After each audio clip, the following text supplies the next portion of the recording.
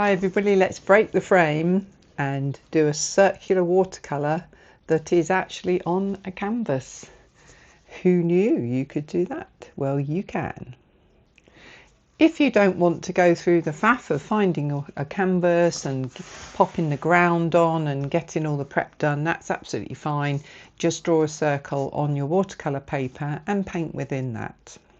Hi, I'm Jackie Smurden. This is Dunnock Studio. We're all about art with a heart, and there are no silly questions, so please ask anything you like. Something different today.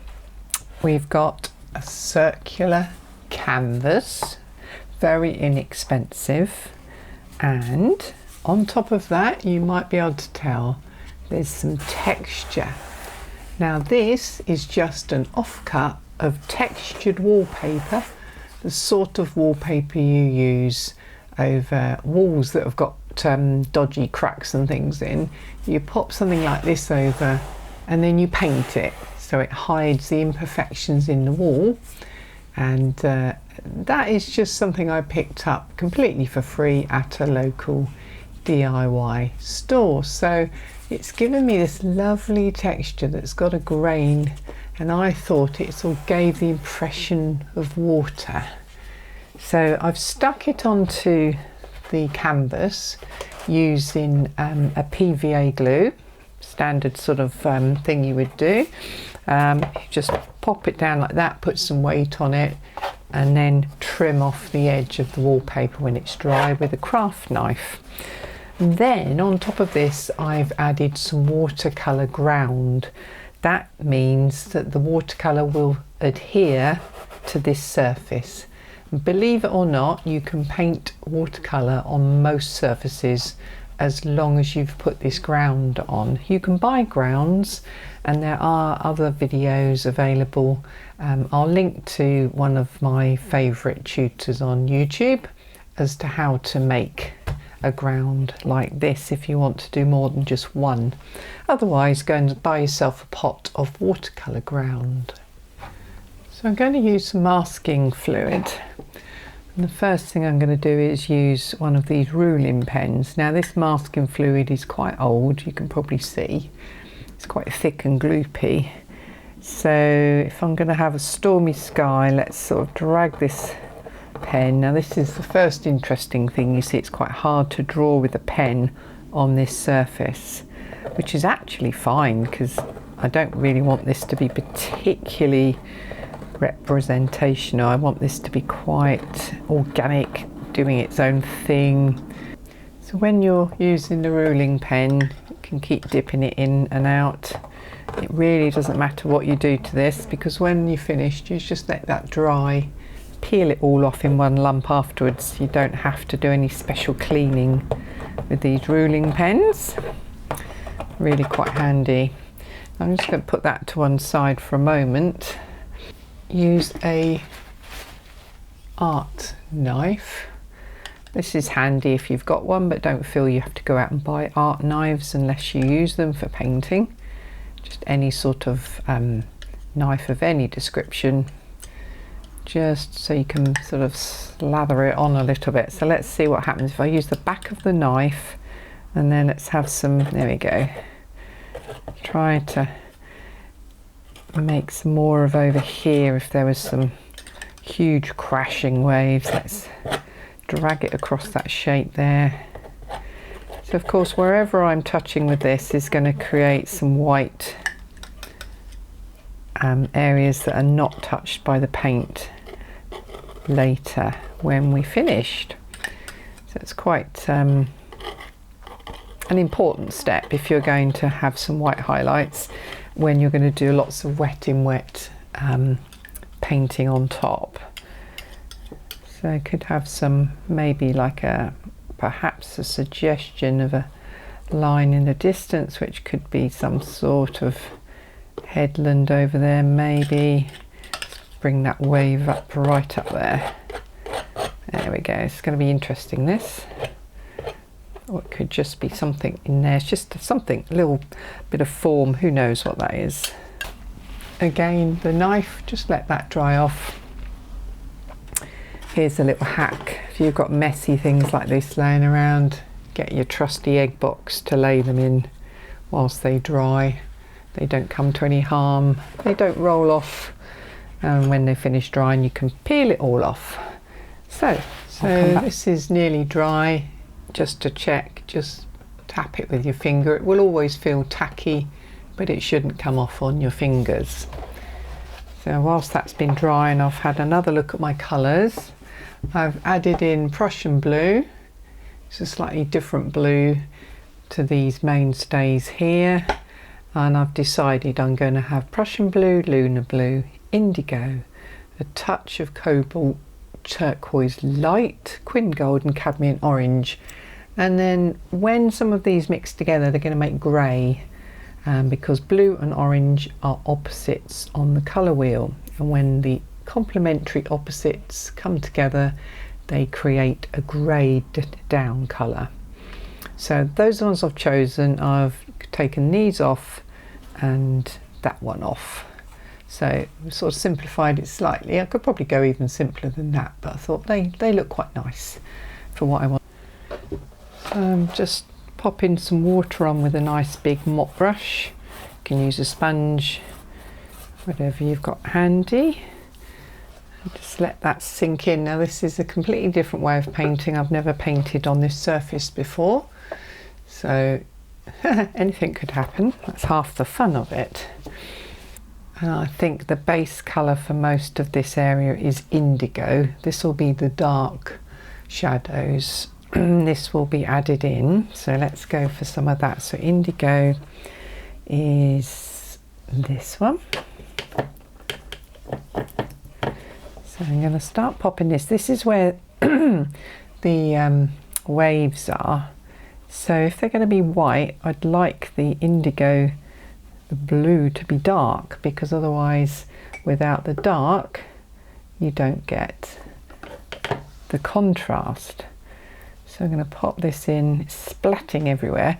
I'm just keeping a slight tilt on it this way. So I want the paint to follow down the sort of area that I've got these waves potentially in. Well, the suggestion of waves anyway. Then I'm going to move on to the lunar black, which is a granulating colour. That's really dark, so I'm going to pop that underneath some of these areas and let that mingle a little bit. Let's have that over here. It's very, very wet now. All sorts of things happening with the texture of this paper, which is interesting. You don't really know what's going to happen until you start painting. That's half the fun of it. So now I'm going to pick up the Prussian blue, which is sort of almost brighter blue, isn't it? So that's sort of coming into this foreground, perhaps here, bringing this all together and around here. So we still need some dark areas here. Back into my lunar blue in this area. This could be like a headland or something, possibly, in which case we need the colour to sort of come up to there. When of course this is dry, then we can work back into it, or as it dries we could work back into it. So then let's pick up some of that turquoise that we have, on here, and pop that into that area. So this is really just playing with the colours. No idea what's going to happen here. This could potentially be a focal area, so I'm popping the colour in there and then dropping it down here as if it's sparkling on the sea. Getting a nice run down that area there. Now the trick is I'm going to put some yellows and golds on. If I overdo this, I could end up with a green picture. So this is the quin gold. Just popping that somewhere through there. Then we've got that lovely cadmium orange, which surprised me actually. Didn't think cadmium orange would be a particularly nice colour, but it's actually worked quite nicely. So trying not to cover up everything in that sky area. And of course when we take off some of this masking fluid, we can introduce that colour into the sea area as well, or what could be deemed as the sea. So you can see where it's starting to hit the blue, you're getting a little bit of green, which you would expect. Yellow and blue after all. There we go. Let's just pull those through there a little bit. Okay. So we've got paint all over this now. Let's just pop it up. Look at all the amount that's coming off of there. Some lovely paint runs here. You could use ink on this as well. I'm sure that would work really well. But we'll stick to watercolour today. It's quite enough for you to learn that you can use a canvas and wallpaper for that matter without me going off on a tangent, with ink as well. So once you've got it running where you think, and you think, well, I quite like that effect, I'd like a bit more of that, thank you very much, go back into your really deep colours. Go back into the lunar blue here. Now this is drier than when we started, so if I put in thick paint now with very little water, it's going to settle more, and I can start to bring out what will be the details of the crashing waves.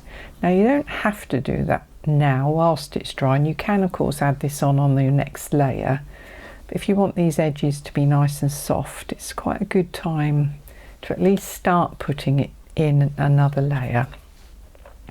And as we come up round the top here, I'm just going to start adding a bit of the Prussian blue in, because it's slightly up into the sky there.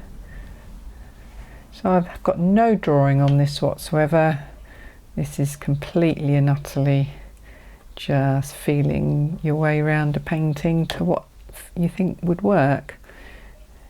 Just use some, see that's drying there, you're starting to see where these lines are going. They're still spreading out softly, which is what we like. But as you put them on, they're starting to stay behind a little bit longer. There comes a point where you've got to stop putting more on and let it dry. Haven't quite got there yet. So this area here is potentially my headland area. So I'm now going to just pick up a little bit of the Queen Gold there and pop it with the Prussian blue, just slightly off camera here. And I'm just going to lay it flat. See just how settled this is. So if I put this greeny mix on, now it's way too green, isn't it? So let's go back into the blue. Remember, I'm trying to suggest a headland or some sort of land, maybe in the distance here, but I'm not liking the fact it's gone very green, so I'm just going to switch my palette a little bit, put some more blue in here. It's still spreading, so that's giving me a soft edge there, and it will dry paler. So just be strong with that. Because this bit's on the edge here, let's just going to merge the water area and the land area so that they appear to be together. So there's no interest there. We don't want interest on the edge of the painting, we want it in the middle. This area is working quite well over here. Put a little bit more of that lunar blue in. Lunar blue, in this country you can get it from Jackman's Art Materials. I'm sure you can get it from Daniel Smith as well. Just popping some more of that really dark lunar blue in, which is a granulating colour. Hasn't got quite so much chance to granulate on this. It's a very different surface. You've got to be gentle on your brushes, but it's quite fun. We won't know fully how this has worked till we take the masking fluid off, and this is a lot of water, a lot of paint, so I may well be doing this much later on, in a couple of hours even, or even the next day if you can be patient enough. So wherever I've got this masking fluid, I'm dropping in dark, mostly underneath it, because we want it to look like frothy caps of waves, etc. You won't be able to see all of it. Don't worry if you can't. Just wash that off. This area here where the turquoise was just needs a little bit more colour, just to show that it's different to the rest of the blue. Here is, can you see how that doesn't quite work because it's disappearing down? We haven't got any masking fluid there, so I need some blue in there to come around with these waves. Got some spots and things here which I can paint right up to, because they're going to come off later. There's still enough liquid in this surface for that paint to just spill out. Go a little bit further when you first put it on. Side brushes just to keep those edges nice and soft. Sort of use your brush like you're in the sea. You're getting some of that power, like this is a big wave.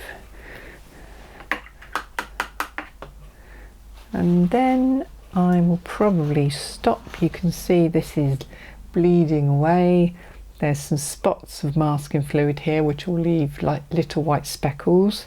The yellow background has sort of blended its way in together, which is quite nice. We've got some lighter areas, but they're not distinct areas. So I think we will leave that there and a good amount of time to dry. Just looking at that wave on the top there, looks just a little bit too solid, so roll in a towel across the top of it, just breaks it up. Such a simple technique, towel rolling. You can really look at that, it's almost just like made it into a wave in itself. We can take some other areas off later if they become too strong for us. This area we can make a little bit more like a solid headland later, but it's busy doing its thing. Just zoom in for you. Just in this area here, you can see there's lots and lots of little, almost like little circles. That's part of the paper texture, but isn't it interesting how that looks? And then all these little grooves have taken the paint, so they look like little wavelets, which is going to be really interesting when that dries. Can't wait to see what happens. So I'll see you when this is all settled down and we can just finish it off. It's about an hour later and the studio is fairly warm, and this is now completely dry, so you can see the colours have faded away a little bit, and some interesting textures going on here. And this is the main sort of splodge, technical term, that splodge of masking fluid I put on. So I want to deepen some of the areas behind there. So going back to this area here, I'm just going to get some of this lovely lunar blue, and because this is now dry, this won't run as much as it did before, so I can just pop it into the areas where I want this highlight to really shine white with something really nice and dark behind it. Now I still can't really see how this will work because I haven't taken the masking fluid off, and that's the thing when you're painting, is you can't really see the end result until you've resolved all of it. So when I take this masking fluid off, there will still be things that I need to do because they will suddenly present themselves. So I can't finish this painting until that is done.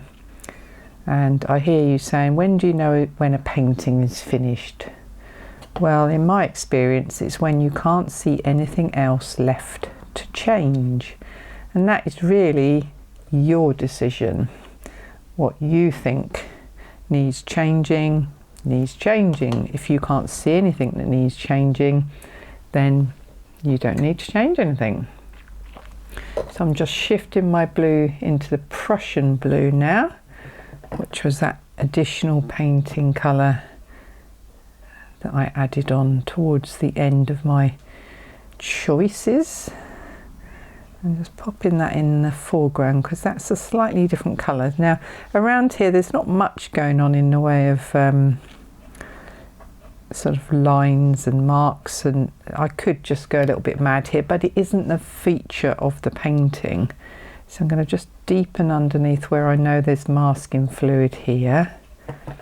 Just deepen some areas around this area here, maybe a little bit here. And then because this isn't the featured area, I'm going to go back in and just soften those off. We don't want these to be harsh and sort of taking our attention too much because they're not the main part of this picture. If you imagine when you look at something, you've got a peripheral. When you look at something, you have a peripheral vision where you know things are there, but you can't see them in detail, can you? You know they're there, but apart from that, they're just vague shapes. Well, think of the edges of your painting like that, your periphery. They're just there, just to support the main area, which things are happening in somewhere else on the picture where you want people to be focused. So just soften those areas. There we go. It's a bit more like, you can see there's depth coming there. Still haven't got quite enough. So I'm just adding a little bit of the indigo now up onto this area where I can see there's some areas of splashing, which there will be hopefully splashing,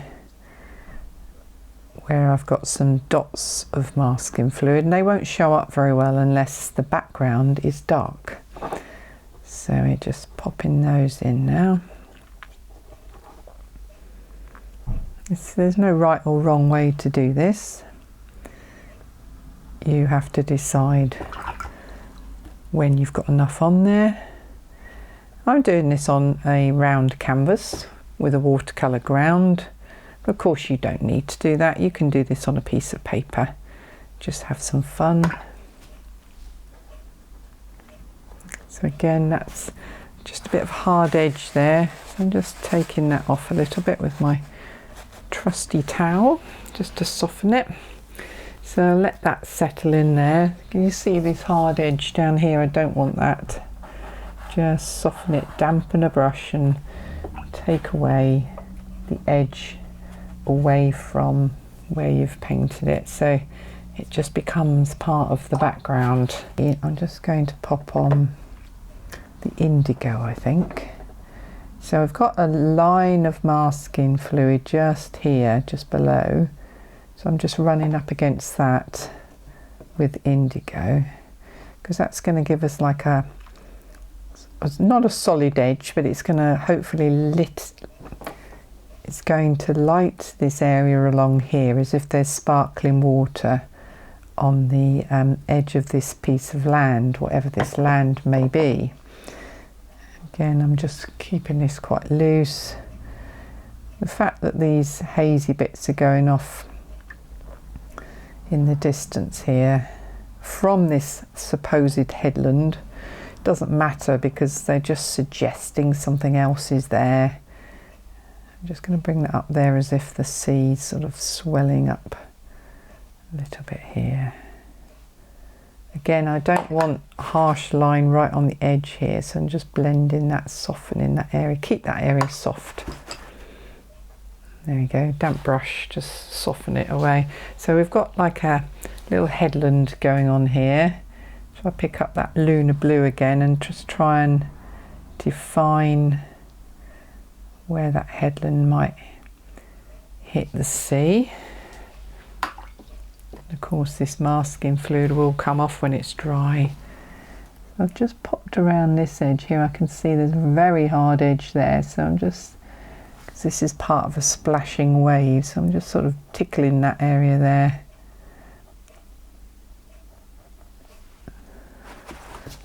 That's quite an interesting shape. Soften it a little bit. Trusty towel, there we go. So now that looks a little bit more like there's something solid there. I don't want to do too much more to that. So we've got this movement coming through.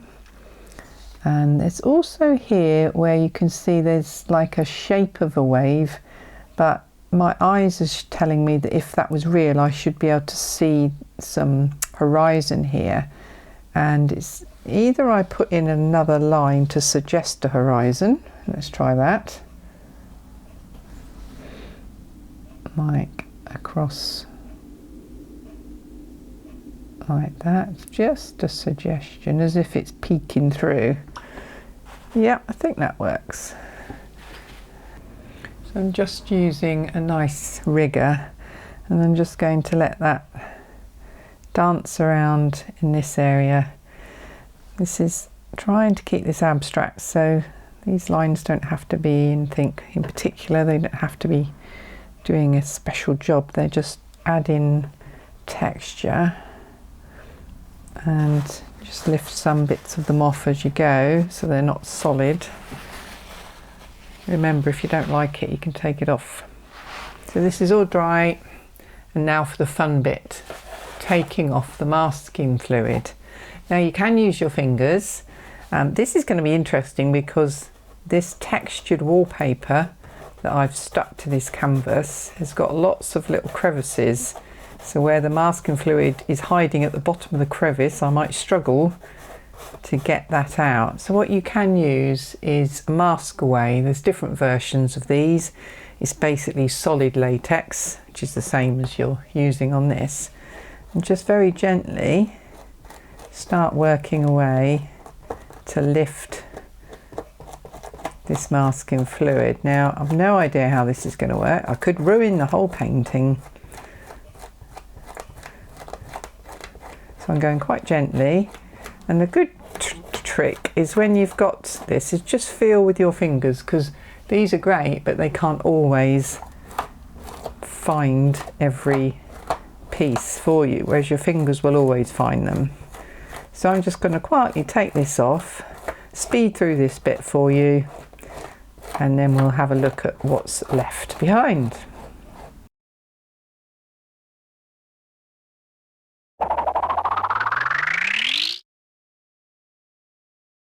There we go. We've got the classic after effect of masking fluid, a very, very cut out, false looking white area. That is one of the negatives of using masking fluid. You're always going to get this quite hard edged effect. It looks quite good just as it is, but I think we can make a little bit more of it. So we've got this lovely turquoise area here, so I'm going to go back into my turquoise, really sort of bring this area to life a little bit. So remember what I said earlier, that line there just underneath that headland is going to leave that white. I can bring this turquoise across, so there's a tiny little white line there, and then I'm just dabbing some turquoise into this area just to make that look like we're looking behind these waves. And also we can use this as if the waves are turning with turquoise on the top of them maybe.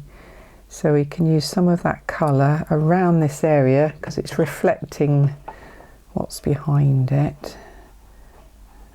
Just start to develop these waves. Now I'm following a little bit of the wallpaper texture here. There's a raised area here.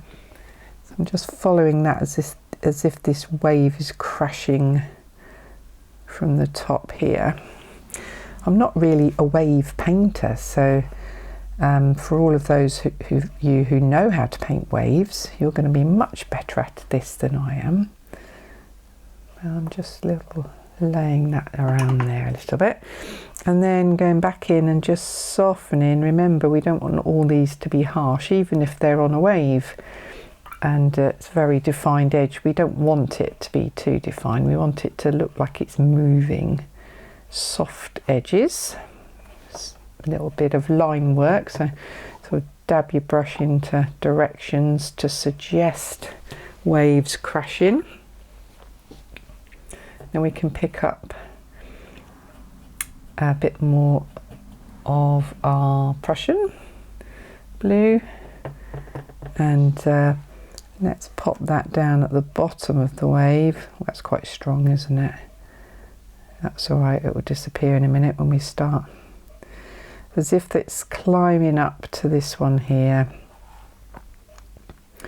And save here as well. They're blending a little bit, that's fine. I'm quite enjoying that effect. A little bit of dark in where I want these waves to,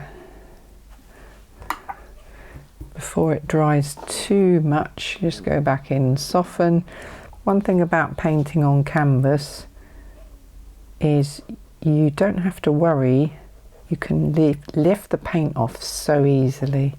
It's so easy, honestly, guys. Compared with how you normally paint on paper, this stuff comes off like a dream. Right, just gonna try a little bit of dry brushing over here. There we go, that's quite nice. So side of your brush, not too much paint on. Let's have it on here as well. Immediately we're getting some speckled effects that are not quite as strong as when we first took that off, are they? It's so much better as soon as you start softening it all down, and even a dry brush stroke will soften things. Trying to get so we haven't got all of that white showing. We don't want all that white. So this wallpaper is really good at helping you to skim your brush over, because there's plenty to skim. Let's go on that bit there. This is looking nice. I'm just sort of squinting as I go, trying to get a feel for where I want colours to go. It's very, very random, and my goodness, if you tried to paint these waves, you'd be here a long time, wouldn't you? There are some amazing artists out there who just paint seas, and yeah, they're absolutely brilliant. And they do study the sea, and lots of them live by the sea. I'm not too far from the sea, but I just want to give the impression on this painting. I don't want to suggest that I'm doing a painting that's very particular about the waves. It's just an idea of the waves. So I'm not using any other colours to what we've already got on here. I'm just popping some of them on in some of these gaps, so we just get a feel for it. It's beginning to work now. If you squint, you can see where things are shining too much, where you perhaps don't want them to. Just squint at your picture. Think, is that too bright? Do I want to take that back a bit? Like over here, this is on the edge of my painting, so I don't really want that as white. Whoops. There you go. As white as it is. There we go. Just tone that one back a little bit. It's on the edge. We don't want that too bright. Come back round here. Well, that's looking nice. This is what I like about painting with all of you watching is you're in this with me. It could go either of two ways, really, really well or really, really badly. And there's a saying, if you're a demonstrator, if you go to art clubs, etc., you can talk well and paint terribly, or paint brilliantly and talk rubbish. So yeah, it's quite hard to do both at the same. So this is sort of my focal area, and the turquoise has gone a little bit dark. So guess what? Get a damp brush. Let's just take out a highlight there. See how easy it is to get that off. Let's see. It's me telling you it's easy. So it's just a squeezed out brush. This is a angle shader, which is quite handy for this sort of thing. So I'm just lifting paint back off, and then every now and again just go in and do that. There we go, got a little highlight there. Let's try another one here. Just looked a bit flat, didn't it? Of course you can go in with white afterwards if you want to. Don't let anybody tell you you can't. Turner put white on his watercolours, so if you want to put white on, you can. White acrylic ink is really, really good. These are working quite well. If I want to enhance those, which are in the sort of focal area where I'd be looking, if I want that to happen, I can go in with my dark blue again, my lunar blue, and I can just pop that in and just deepen this area even more.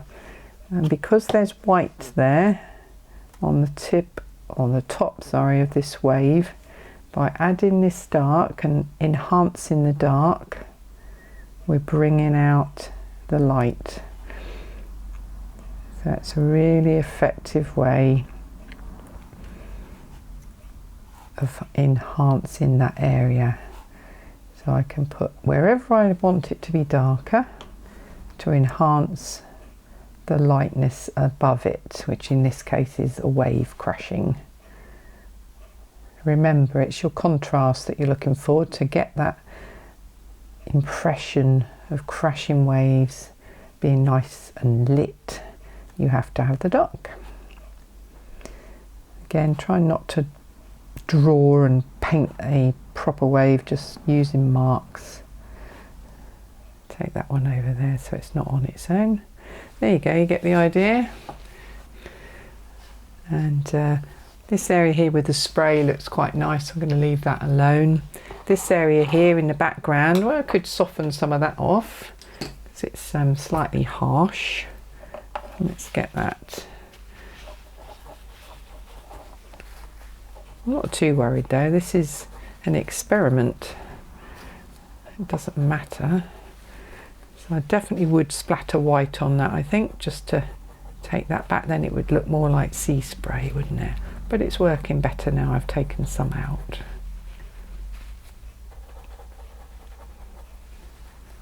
So the wallpaper is working really well to give some effects here. And also, when you finish your painting, do protect it. I'll talk about that more at the end. And because it's very easy to lift paint off of a canvas if you use watercolour. I've got blue there with a touch of the orange in it. Oops.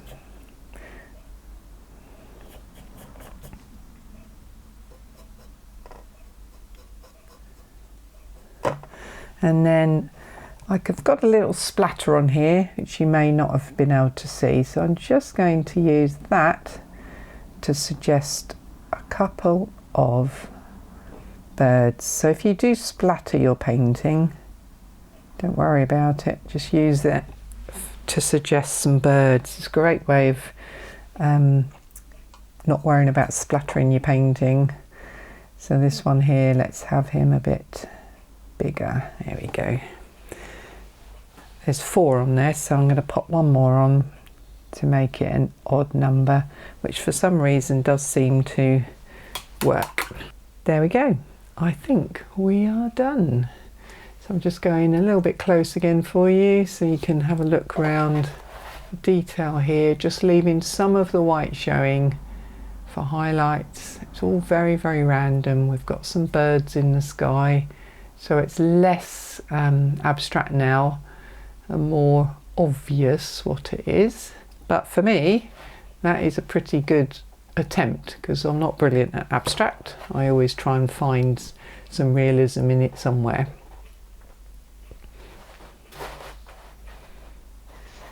So our picture's perfectly dry. We want to protect it from dirty hands and rubbing up against it, or even walking from the studio to the house in the rain, which would wash some of this off if we're not very careful. So you can get a spray varnish such as this, and this sort of thing is really quite useful. I like the satin finish. I don't like shiny glossy ones, but I don't like dull ones either, so I go for the satin. But any spray varnish that's designed for art will be perfectly okay, and is actually probably the best choice for this because of all the little dips in the paper. Another choice you could try is Dorland's wax. That is not so easy to get hold of, and it can be very, very expensive unless you know you're going to use a lot of it. But you basically pop this wax on and work it into all of the crevices and then let it dry and buff it back off again. So it's like waxing a table.